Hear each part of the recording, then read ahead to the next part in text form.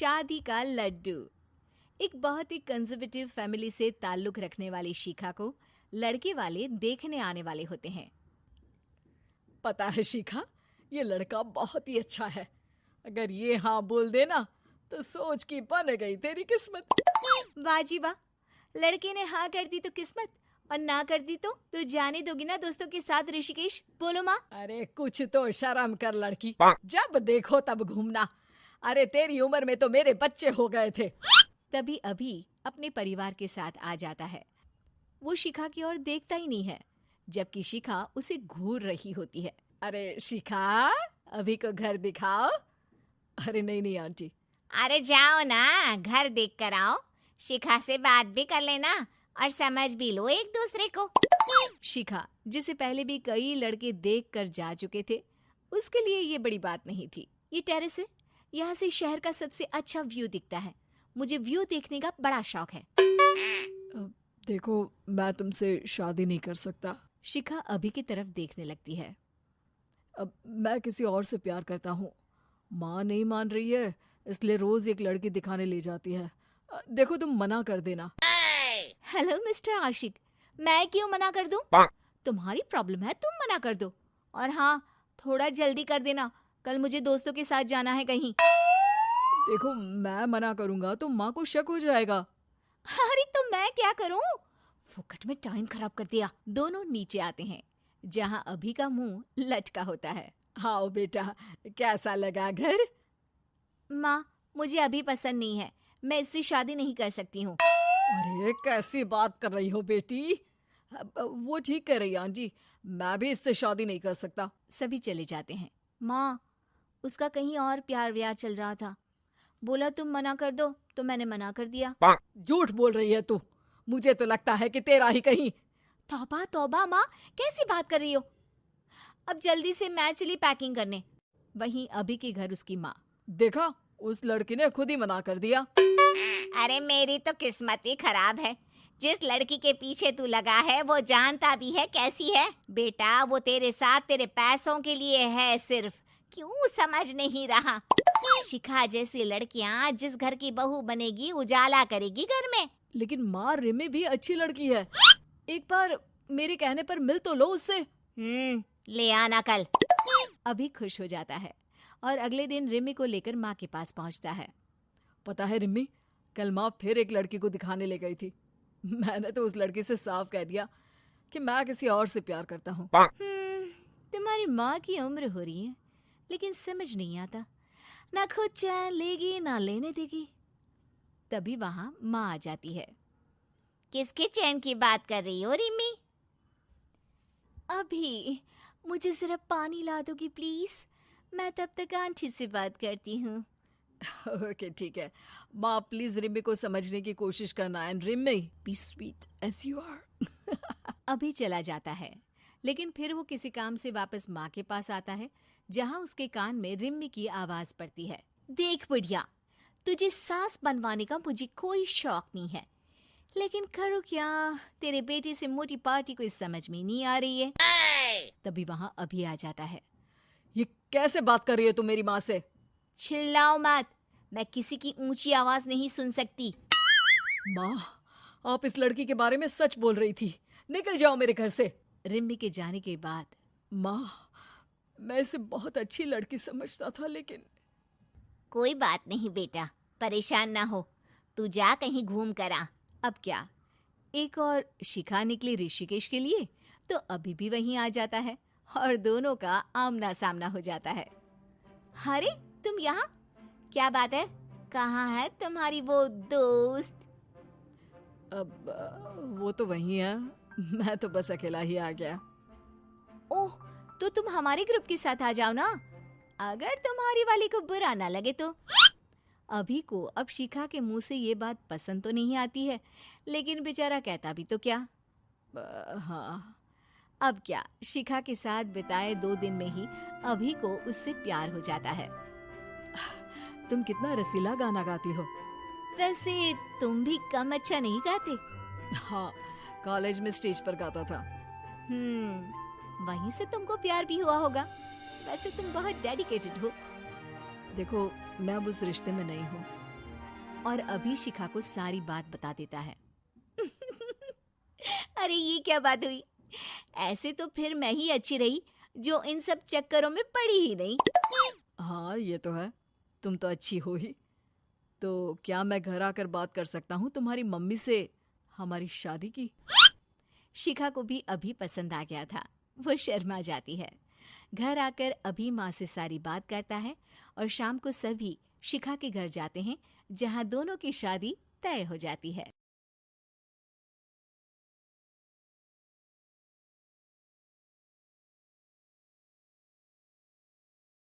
साली आधी घरवाली। सिमरन की छोटी बहन विभा माँ के होते हुए भी सिमरन के ही पीछे लगी रहती थी। सिमरन आ गई हो तो इसे खाना खिला दो। बोल रही है तुम जब तक नहीं खाओगी ये भी नहीं खाएगी। क्या है विभा, तुम खा लिया करो ना, मुझे ऑफिस से आने में देर हो जाती है। और कोई छोटी बच्ची तो हो नहीं तुम जो खाना भी नहीं खाती हो कि दीदी आएगी तो ही खाऊंगी। हाँ हाँ, छोटी बच्ची ही समझ लो। और एक बात, जब आपको पता है कि मैं आपके बिना नहीं खाती हूँ तो रोज रोज क्यों बोलती हो? अरे क्या है ये, दोनों बहनें कम माँ बेटी ज्यादा लगती हो। अरे दीदी की शादी हो जाएगी तब क्या करेगी बोल? जब होगी तब की तब देखेंगे। मैं तो दीदी के साथ ही रहूंगी हमेशा। दोनों की शादी ऐसे घर में कर देंगे जहाँ दो भाई हो। खैर, मामला आया गया हो जाता है। एक दिन सिमरन के पापा जब घर आते हैं। तुम लोगों के लिए अच्छी खबर है। वर्मा जी है ना मेरे दोस्त, उन्होंने सिमरन बेटी के लिए रिश्ता बताया है। बहुत अच्छा लड़का है, सिमरन को भी पसंद कर लिया है और कल वो लोग आ रहे हैं सिमरन को देखने अपने घर।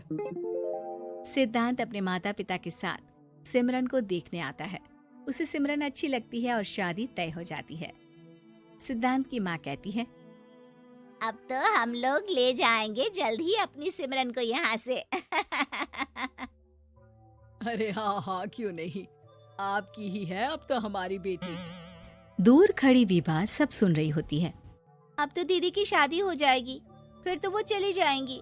दीदी के बिना मैं कैसे रहूंगी? कुछ न कुछ तो करना ही होगा जिससे दीदी की शादी ही ना हो। सभी के जाने के बाद क्या शादी के बाद दीदी हम लोगों के साथ नहीं रहेंगी? अरे नहीं तो फिर क्यों रहेगी, शादी हो जाएगी तो अपने घर चली जाएगी ना। तो मैं भी जाऊंगी उनके साथ, मेरा भी सामान पैक कर देना। अरे कैसे बात कर रही हो विभा, दीदी के ससुराल छोटी बहन नहीं जाती।